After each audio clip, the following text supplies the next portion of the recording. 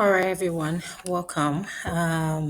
Welcome to, hey guys, welcome to the one of week two. My name is Mutiat Hosman, and I'm going to be your tutor for today. So let's get into class. So, guys, the first thing you want to do is go to the GitHub account and then you go on Dr. AI, and that's to help you find the resources we'll be using for the class today. So if you go on Dr. A Academy, you can find the week two repository for your class. So when you click on that, you can go.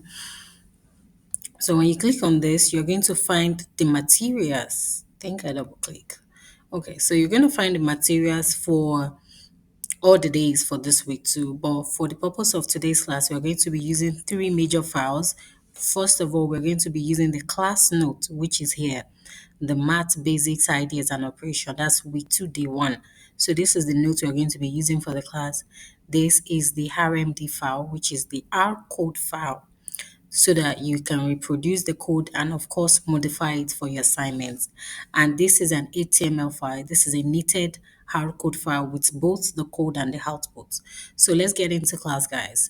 So for the notes today, let's go to the agenda for today. So the learning goals for today is to refresh your key math ideas in vectors, matrices, linear equation, eigenvalues, and eigenvectors. And of course, we want to apply this concept directly in R. Most of us, we can do some of this with our hands, but how do we do them directly in R? And for those who do not know how to even solve manually, we are going to do some of those examples and also do the hard version. So, and at the end of this, we want to be able to build our confidence with matrix operations, and also we can go for even larger system of linear equation. All right, so let's get into vectors. We, in our first week, our first tutor, which is Tutor Hope, already talked to us about creating vectors in R. But now we want to go beyond just creating vectors. We want to do some basic arithmetics that we can do. Of course, a vector is an ordered collection of numbers. It doesn't necessarily have to be numbers. It could be letters, it could be anything, it could be characters vector. And that's why we have denoted having a vector across maybe V1 to Vn, which can be anything. And we gave an example. This is our chunk example. In this, we have a vector that has a numeric numbers of 2, 4, 6, and 8. I'm sure by now we know the meaning of this small c that we have right here. This is a concatenate. And of course, we also look at another example of a character-based vector where we have different strings and how we write strings in R. So there are so many things we can do to understanding the length of the vectors that we have, what class is the vector, and some basic summaries that we can do, like the sum, which is the summation of all the numbers in that vector. And also we can do the mean, which is the average. We can try to look at the minimum, we can try to look at the maximum, we can also do the square root and some other things that we can do.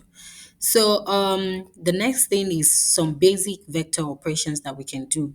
Take for instance the arithmetic, how we can add and how we can subtract. So let's go to our writing notes for this class.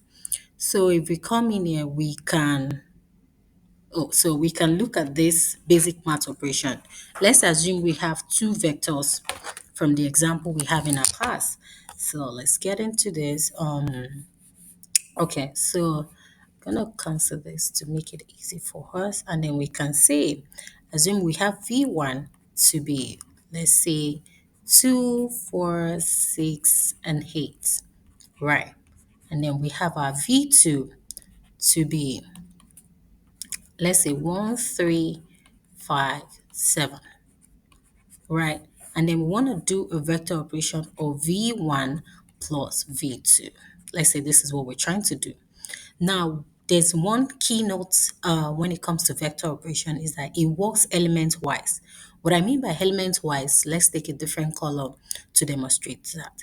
It means that it's going to go to the first vector and pick the position of that element. Let's say we are picking this, and it's going to go to the second vector and pick the corresponding position of that element. So element-wise operation means that it must look for the corresponding position from the first vector to the second vector and respectively. So it means that if we are doing our v1 plus v2 in this case, it's going to come here and add them element wise, like 2 plus 1, right? And then we have the next one, which will be what? 4 plus 3. And then the next one is going to be what? 6 plus 5. And then the last one will be 8 plus 7. So that's what we mean by element-wise operation. That's a keynote when it comes to vector operation. So we can have 3, comma 7, comma 11, comma I think 15. So this is what we mean by addition, arithmetic operation of the vector. So let's get back into our class note. So we are just showing that this code chunk, when you go into your R, these are the things that you can do directly with your R code. So we can do different operations like the addition, the element-wise addition, the subtraction. We can do a scalar multiplication. A scalar multiplication means that you are taking a constant value to multiply your vectors to get a new vector operation. And then you can do a scalar division, you can do an element-wise square. So we are going to demonstrate this when we get into R. Now, we can also do what we call a dot product and norms. For those that have advanced understanding with math operations, you will know that dot operations and norms are key important in mathematics basics. And that's why we have thought about introducing you to the basic dot product so that when we go into the advanced classes later, you guys will understand why we are talking about these basics. So in dot operation, let's say you have two vectors, u and v. For you to do a dot product of those two, it means that you are going to take the summation of the product of their element-wise operation. Take for instance, let's go back to class, to our notes. Let's say we are doing a dot product of these two. Let me take this back. So let me come here.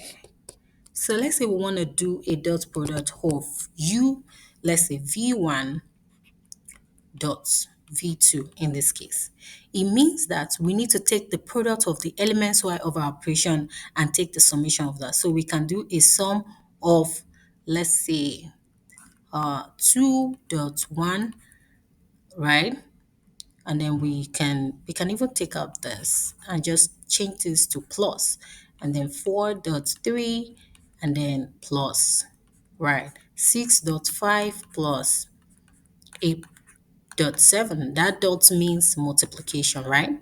So when we do this, we can use that to compute the dot of two vectors. So that's what we meant by the summation of the product of the two vectors with their corresponding elements. And then we can also do what we call an Euclidean norm. In advanced classes, this Euclidean norm is very, very important in vector operations. And this particular one we have here, we have different norm operation. We have the L1 operation, we have the Euclidean norm, which is like the L2, and then we have infinite norm operations, L norm, L infinite. So in this case, we're looking at the Euclidean, which is a special case of norm operation. And for us to do that, we need to take the dot product of the vector and take the square root of that. And so we try to demonstrate how we can do this in R, whereby you assign your vectors and then you just need to use a function. So when we use a function in R, when we use a function in R called sum, and then we use the products of u and v is as performing a dot. We said the summation of the dot of the dot product of the product of the vectors. So the same thing with norm, we use the square root and the sum function to compute our norm. R is just like a calculator. The same way we have written our mathematical equation, we just need to write the same function that can compute that. So on the next slide, oops, how did I get in there? Okay, yeah. So on the next one, we're going to talk about angles and projections. Those are basics of math, where we can compute our cos theta and we can see how they are all connected, because from cos theta formula, we are bringing the norm of u and the norm of v. And even in projection, we can use the same thing to find it. So, and the same way we have the handwritten solution, we also have the R form of it. So if we see the code chunk that we have here, it's talking about cos theta. We are literally doing the dots. The numerator part of the equation is a dot product, while the denominator is talking about the product of their individual Euclidean norm, right? So if you already compute the norm u and the norm v that we have here, we already did the norm u and the norm v in both cases. So if we come here, we've done norm u and norm v. If we are trying to do the cos theta, is like saying we are computing the dot and also the product of the two norms that we have in the denominator part. So that's something we can also implement when we are doing the projection. So you don't necessarily have to do it individually. You can write a single function to compute that. So another thing very important here is indexing, slicing, and modification. Why do we even need to index? Let's say you have a large system of vector and you only need a subset. You need a specific part of that vector. You're not using the entire thing. This slicing, indexing, and even in your real data, you may just need to examine certain part of the data, not the entire thing. So this whole slicing is what helps us. So we use a square bracket from what we have here. When you have V, and what it majorly does is it look for the position of that vector and it extracts it. So when you use V of 1, it's saying pick the first element in this vector V, and this is going to return 10. This is saying return the sequence from 2 to 4 from the vector V. This is also saying return from 1 to 5 of this vector V. And then for this negative 3, it's saying remove 3, go to this position 3 and remove whatever elements we have there. And we can also replace, and we can use a logical indexing. Now, we have to recap some of the keynotes when it comes to vector arithmetic. We talk about the element wise. It is very important. We talk about the dot product, we talk about the norms, we talk about the angle and projection, and we must always check the dimension, of course, before we combine vectors. Now, let's move on to the next thing. But before we do that, we are going to go to our R code and then demonstrate what we have just explained. Now, if you come to our R code, the first thing you will notice here is that my global environment is empty. We need to always ensure that our global environment is empty because it can override. If you already have some variables already defined in our global environment, it can override some of the operations we'll be doing. So we can use this brush to clean our global environment. You just say yes and it will be empty. And then so we can come here and do the vector operation that we just talked about in class. So we're like when we assign our variable v to have a vector of 2, 4, 6, 8, and then we can just run them one after the other. So when we do this, we need to come to our R console so that you see everything that you are doing. So this has shown that you just run a line of code that has V assigned to this vector. And if we come to our global environment, we can also see V right here as taking a space that occupied the vector of 2, 4, 6, 8. So it has been allocated to the memory that anytime you call on V, is going to return this. So you just need, if you want this to show, you can just call on V. So if I come to the console and I type V, you can see it show 2468. So also when we have the character case, we can do the same thing. And when we do that and we run it, we are going to see that we have a space allocated to character to take these three strings. And then we can check the length, we talk about the class, we talk about the basic summary. So I can just run this entire chunk. That's why I majorly use RStudio because it's easy to do some basic operations and just look it up. And also it make it easy for people to read your code.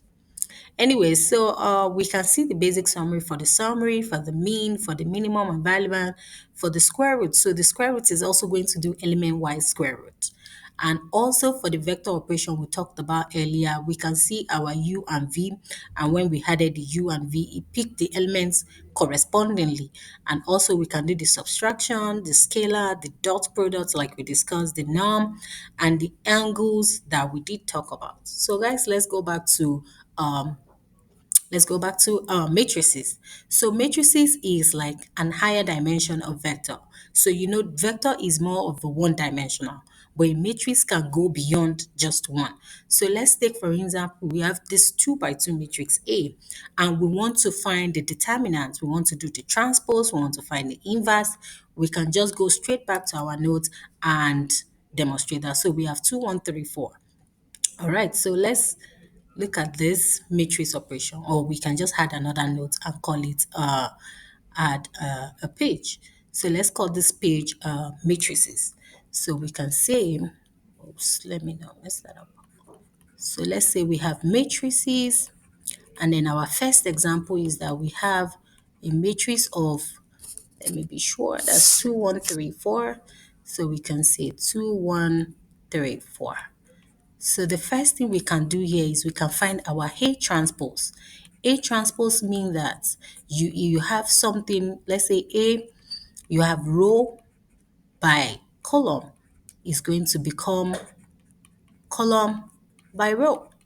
That's what it means. It means change the dimension of the matrix. This is a 2 by 2. So if you have 2, 1, 3, 4, A transpose will become 2, 3, 1, 4. It just means switch up the rows. This is row 1 here, right? And this is row 2. But when you come here, let's pick a different pen. This is now row 1. So you can call this row 1 and this is now row 2. So this is column 1 and this is column 2. Now this is column 1 and this is column 2. So we can see that R1 takes the space of C1 now and R2 takes the space of C2. So that's what we mean by transpose.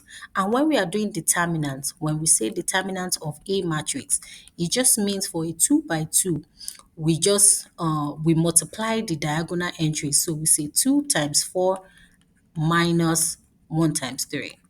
And that's just 8 minus 3, which is 5. So that's the determinant. And also for the inverse, let's say A inverse is going to be 1 over determinant of A, right? And then we do what we call, you switch up the diagonal entries. So you let this 4 becomes 2 and this 2 becomes 4.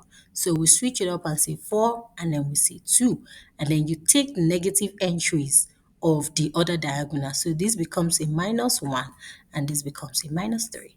And remember our determinant is what? 5. So this is going to be 4 minus 1 minus 3, 2. So this is the basic understanding. And if we go back to our notes, we notice that we just have just the same thing, right?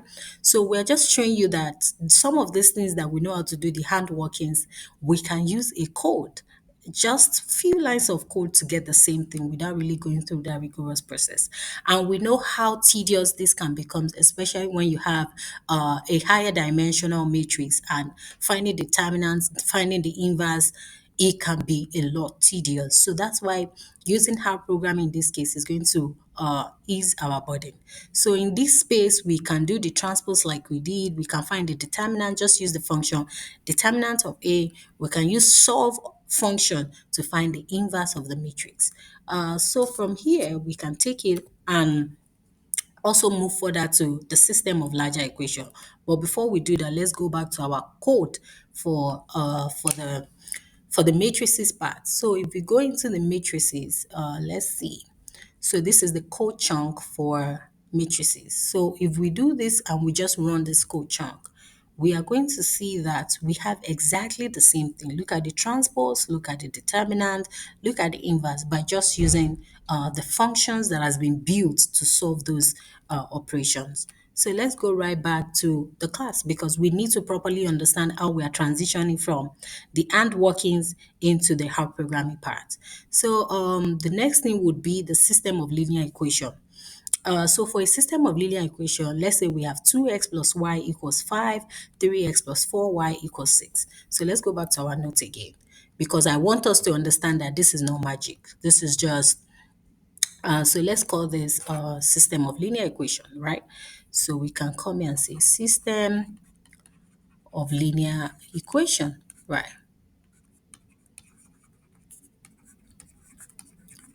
So for system of linear equation, let's look at the example we had. We have 2x plus y equals 5. So we have 2x plus y equals 5.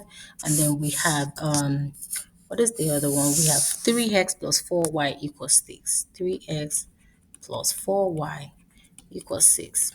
So we can use this method of solving linear equation. Let's say ax equals to b. And we know that A is going to be the matrix that we are extracting from this our equation. You know, normally we say this is equation 1, and then we say this is equation 2, right? So from this, we can extract the coefficient of each of our entries. And then from B is going to be the solution that we, the solution that we have from the equation, and x is going to be the unknown variables that we're trying to solve. So if we come here, we can extract a by saying this is 2, this is 1, this is 3, this is 4. So don't be surprised it's not magic. So you come here and ex, ex, ex, and take the corresponding coefficient of each of our variable. So we have 2x and you take 2. We have y is like 1y, so we'll pick 1. 3x, we pick the 3. That's the coefficient of x. What's the coefficient of y? This is 4. So this is how we have this a. And then for this b, we're going to use 5 and 6. And then for this one, we have x and y. So that's what we're trying to solve. So for us to solve this system of linear equation, x must be A inverse B.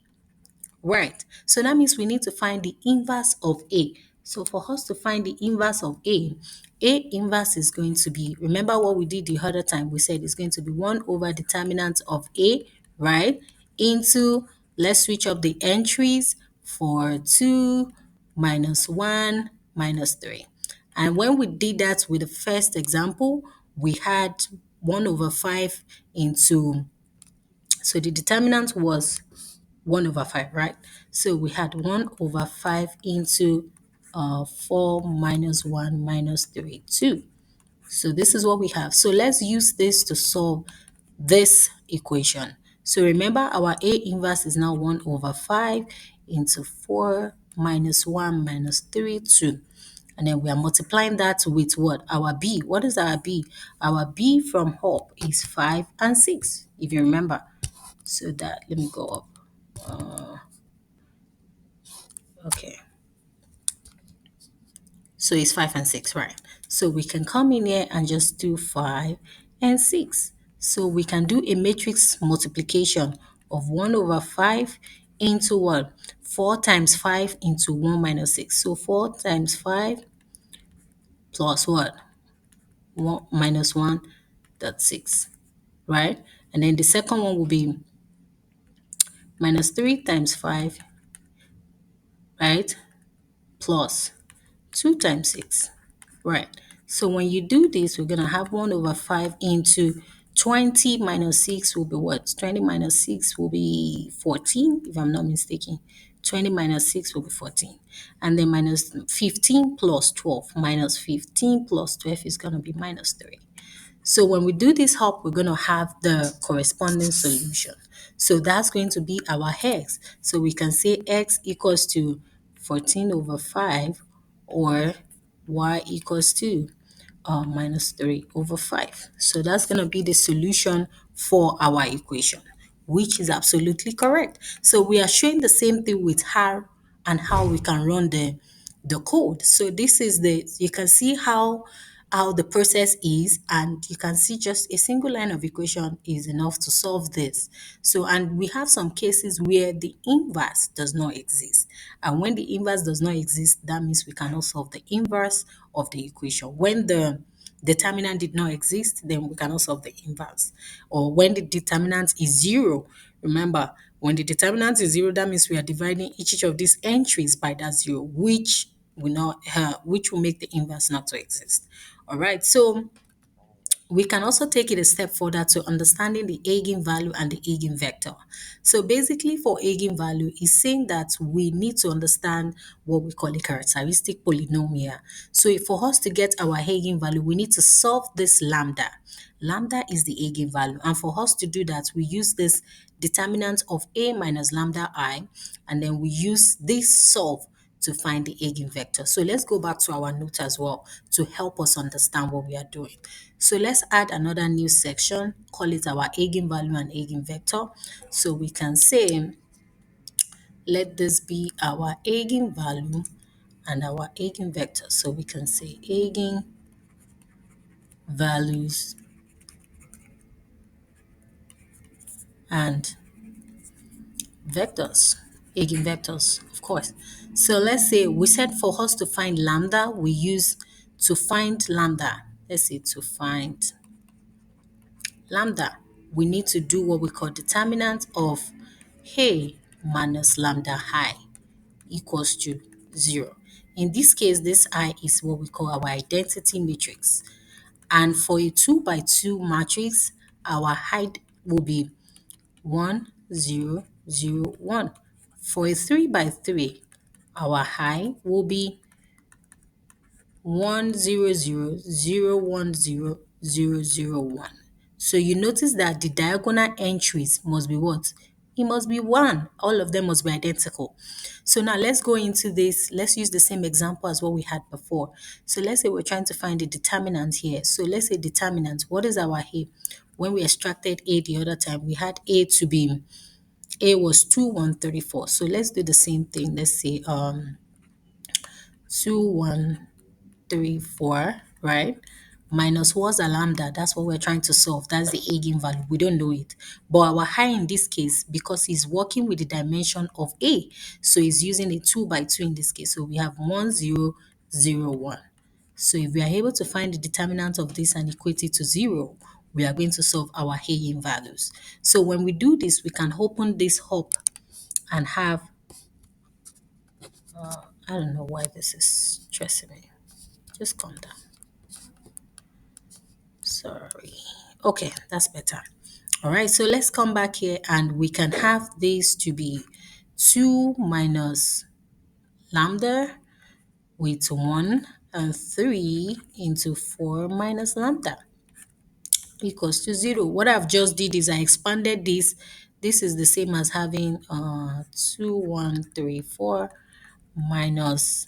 So if you use lambda to open that bracket, you're going to have lambda times 1, lambda times 0, lambda times 0, lambda times 1. So when we open this up, 2 minus lambda, 2 minus lambda, 1 minus 0 is 1, 3 minus 0 is 3, 4 minus lambda is 4 minus lambda. So we can solve the determinant by multiply these entries as 2 minus lambda into 4 minus lambda, right, minus 3 times 1, remember? So when we do this and we open this up, this should be 8 minus 2 lambda minus 4 lambda plus lambda square, right? Then minus this 3 here. So when we do this further, this should be 8. 8 minus 3 should be what? 5 minus 6 lambda plus lambda square. And then we can solve this operation. What are the two values? The two values that will give us the two values that will give us the product of 5 and the addition or the subtraction of 6 should be 5 and 1. Now this should be minus and minus because minus times minus will give us plus, plus minus will give us minus, right? So we can take this a step further and say this is now equal, right? We can replace or we can rewrite first. Lambda squared minus 6 lambda plus 5 equals 0. That's what we're solving. So let's replace to have lambda squared minus 5 lambda, or we can say let me clean this up. Okay, so let's say minus 5 lambda minus lambda plus 5 equals 0. So we can say lambda into lambda minus 5 minus 1 into lambda minus 5. Remember, equals 0. So in this case, lambda should be 1 or 5. So our eigenvalue is lambda equals to 1 or lambda equals to 5. And that's what we have. So when we do this here, our lambda is either 5 or is either 1. And also we can use the same thing to solve for our eigenvectors. We just need to go back into that same equation and substitute what we have for our eigenvalues. And then remember, for us to solve eigenvector, we just need to go back to our notes again. Let's add another section to make it easy. And for us to do that, we can say this is for eigenvectors, right? So for us to find our eigenvector is saying you should do that's A minus lambda I or V, if I'm not mistaken. Let me go back into the notes. Yeah, so he's saying that for us to do that, we need to solve this. A minus lambda I of V equals to 0. We must solve. And we already know that our lambda is equals to 1 or 5, right? So when lambda is equals to 1, we are going to have A, which is, what is our A again? I think that's 2134, right? That's 2134. So we come here and say 2134 right? Minus what's our lambda 1 in this case? What's our height? 1001. And then what's our v? That's what we are looking for. We can call it v1 in this case. So when we do this, we have 2134 minus this is 1001, or we can say v1 v1, right? Or we can just say vector. We can just leave it as v, right? We can just leave it as v.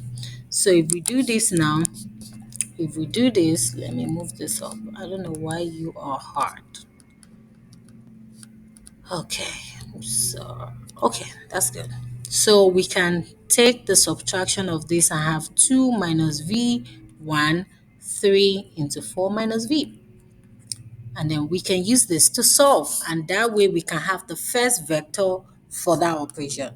So basically, if you do that, we are going to have two vectors because we have two eigenvalues. And so another keynote that we should know, we should understand, is the trace of a matrix is the summation of the eigenvalues, the summation of the eigenvalues that we had, which is 1 and 5. So the trace of that matrix will be 6. And the determinant of A is the product of your eigenvalues. So it is very, very important when we compute our eigenvalues and our eigenvector, because we can easily know the determinant and also the trace of them. It's useful for us to do that. Anyways, we do the same thing and we continue, and then we can use some normalization techniques because R is going to do that by default. So you might be surprised when you use your R to compute your eigenvalues or your eigenvector, and then you have a slight difference, especially for eigenvectors. It's because it does what we call a normalization, which is what we have here. So you can see that we're using Euclidean norm in that space. So don't forget when you're putting in the coding. Anyway, so this is what the code chunk looks like. You input your matrix, and then you have to specify how you want it, whether it's by row or by column. And then you compute your eigenvalue by using the eigenfunction, and then you can extract those value and compute the eigenvector. So it's very simple, and you can also build a functions to compute it numerically to compute that. Anyways, we are going to have this exercise for the completion of this section to help us verify that you do understand the process and you can recreate some of these things in a different way based on the type of equation you are working with, based on the type of matrix you are working with, based on the type of vector you are working with. So I am going to do one last thing, which is go back to our R code. I'll show you what the eigenvalue and the eigenvector looks like. So let's go to that operation and we can see. I think we already solved this system of linear equation and you can see what we had. So for the eigenvalue, you can see what we have, and if we do that, just follow the prompt, and in case you do not remember, you can go to your help function. You can go to your help function and just type eigen. There's what we call eigen. So when you come here, you can see the required arguments for you to use that function, and you can see a detailed explanation of each of the arguments in the function eigen. So that will also be very helpful. So this is it, guys, for today.